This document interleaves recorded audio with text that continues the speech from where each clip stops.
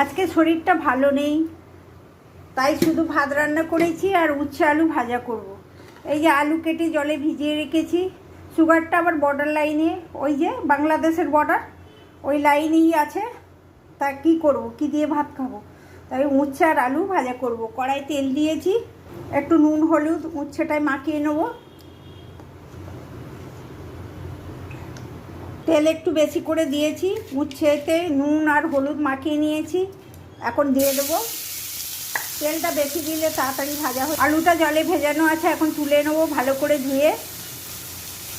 আলুটাতে একটু লঙ্কার গুঁড়ো আর হলুদ গুঁড়ো আর নুন দিয়ে মাখিয়ে রেখেছি। সেটা হাফ ভাজা হয়ে গেছে, এবার আলুটা দিয়ে দেবো। আলুটা দিয়ে আর একটু ঢাকা দেবো।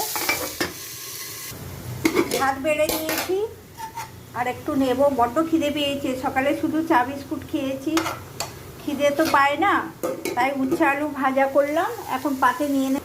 এখন ভাত, শসা, পেঁয়াজ আর কাঁচা লঙ্কা নিয়েছি, এই দিয়েই ভাত মেখে খেয়ে নেবো।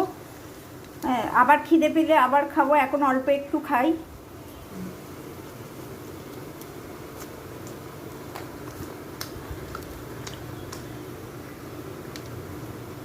খুব ভালো খেতে।